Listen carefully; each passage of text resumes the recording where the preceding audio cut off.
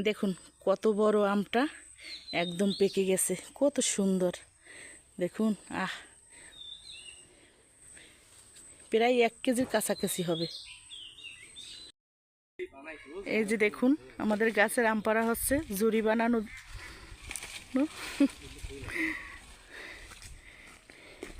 লাঠির মাথায় জুড়ি বানানো হয়েছে, তার ভিতরে আম ভিতরে ঢুকিয়ে টান দিতে আছে।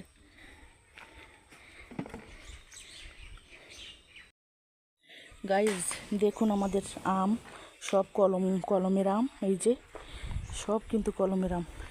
এগুলো আমরা আমের ঝুড়িতে রাখবো, তাহলে একটাও নষ্ট হবে না আম।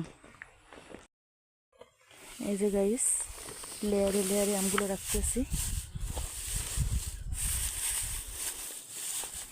আমার ছেলে আর আমি।